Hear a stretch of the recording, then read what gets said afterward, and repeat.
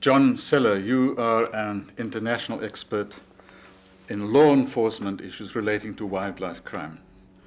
Your participation in the seminar here is very relevant because that's a key issue as far as the survival and protection of our own wildlife is concerned. What are your impressions about the state of readiness, the adequacy of our law enforcement agency when it comes to protection of wildlife?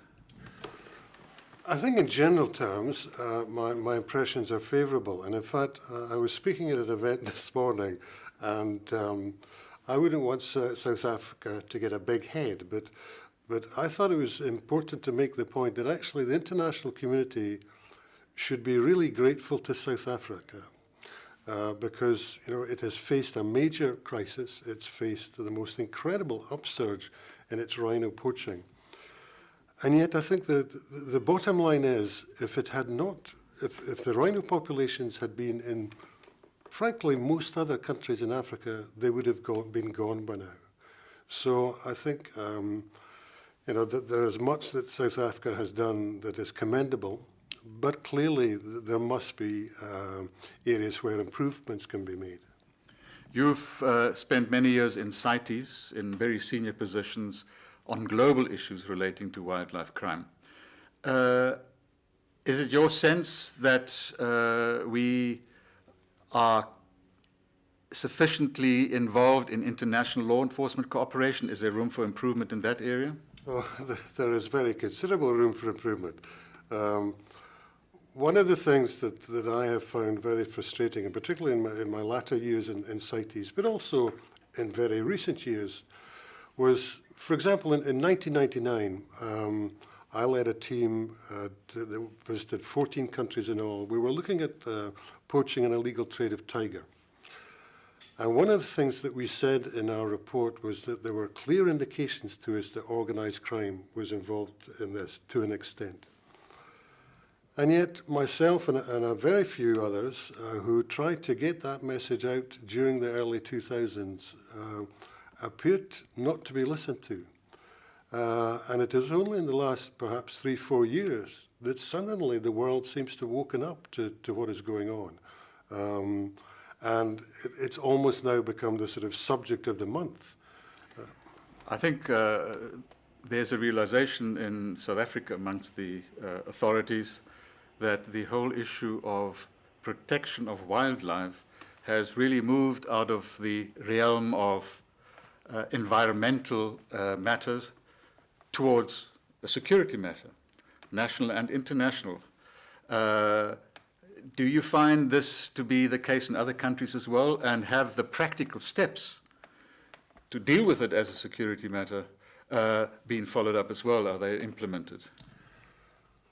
I think it must be difficult for governments to decide just how to respond to this. With a background in policing, I find bringing the military to bear causes me some anxiety.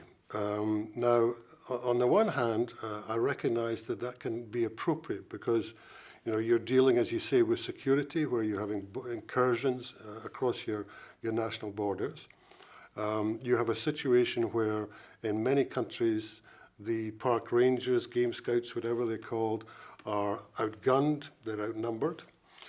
And then the bottom line is that anti-poaching in and of itself tends to be paramilitary in nature. So I think it's not inappropriate to use a military approach or to indeed to appoint senior military figures as your coordinators.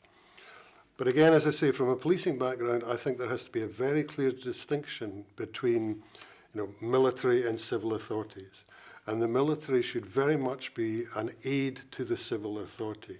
And I think if we look at the situation around the world, for example, in my own country of the UK, I think the troubles in Northern Ireland showed us that it can be difficult to draw a line between the military support, the policing, but if that line is not drawn carefully, it can have some catastrophic results. You find yourself here in South Africa and are part of a seminar where the issue of legalized trade, yes or no, is a hot topic for discussion. Is this something which you've given some thought to? Is it relevant to your particular law enforcement field? Well, CITES, unfortunately, has a history of contentious issues. We went through 2 decades of discussion about ivory trade. Many people think that some of the decisions that CITES made in relation to elephants were mistakes, and believe that that's what has led to the escalation of poaching in recent years. Personally, I'm not convinced by some of those arguments. And it is not unnatural that South Africa, either people within it or its own government, would say, right, how do we respond to this? And could a legalization of trade reduce the problems that we're facing? I think the experience with ivory is that it's not as straightforward as it might think. And trying to, even in a limited way, trade ivory has shown that, in fact, it wasn't the panacea, or it didn't help in the way that many of us hoped it would. Personally, I really have no interest in whether trade occurs or not. I've been working with some organizations during my time in Cape Town to provide my technical assistance and guidance. And 2 questions are posed to me regularly. Should South Africa trade? I really have no personal interest there at all. I couldn't answer one way or the other. The other question is, should South Africa submit a proposal to the next meeting of CITES here next year? My own personal view, and I think here it's looking in my background as an international civil servant, is... Sorry, let me interrupt you. It's a topic I was going to touch on with you. What do you feel the CITES community, which you know very well, member states, etc., what is their degree of receptiveness? What would it be towards a proposal that trade should take place? Well, personally, I think at the moment, the sort of mood in the international community, I don't think a proposal submitted by South Africa is likely to meet with success. I think there is just such concern about endangered species that everyone wants to take a precautionary approach. Most people do not want to do anything that might put rhinos or other species at greater risk. Although, as I've said, my experience is that that's not a clear area. You can never actually accurately judge just what any outcome would be. On the other hand, with my background as an international civil servant, one of the other questions that's been asked to me this week is, should South Africa submit a proposal? And personally, I believe it probably should, because that's democracy in action. And what I have seen, both remotely, and it's been reinforced visiting Cape Town, is that there's a real groundswell on either side. And I think, as I say, democracy would tend to suggest, right, we'll move forward. If you're a politician or senior civil servant in South Africa, you might think, well, is it really for me to judge? This is something that has to be decided by the international community, and the only way to let them debate and come to an answer is to move forward with a proposal.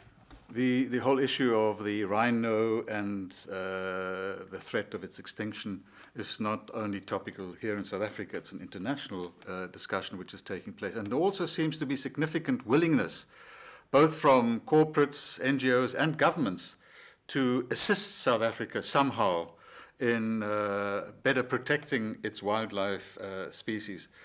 What is your sense about the possibility of obtaining international assistance, and what type of assistance would be useful for the law enforcement part of it? Well, I think what has to occur is just the exchanges of information, intelligence, the collaboration on follow-up investigations that you would expect in relation to any other form of cross-border crime. The great difficulty that we face is that to a large extent, the mainstream law enforcement community, if I can put it that way, I don't think they have a sufficiently high awareness of the organised nature of wildlife crime now. And so there appears to be not a deliberate reluctance to engage, to collaborate and communicate the way they might in relation to narcotics or human trafficking.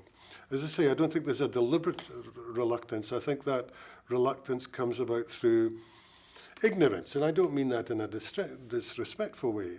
I think quite simply the police commissioners of the world, the directors general of customs around the world don't realise just how sophisticated and organised this has come. I don't think they appreciate that many of the individuals or networks that they're probably actively seeking out at the moment in relation to other forms of crime are indeed engaged in smuggling ivory, rhino horn, whatever. Isn't part of the problem that a prerequisite to the successful interruption of international criminal networks would be cooperation from the receiver countries, the consumer countries? Do you see that happening as far as the rhino horn is concerned? We're talking about Vietnam, to some extent China, Malaysia, Hong Kong, etc. Do you think that is something which is likely to happen, their cooperation? I think it is taking place to an extent. There are areas for improvement. I think China is very receptive to engaging in collaboration. Vietnam is more so now, but it took a long time for that to happen. Thanks very much.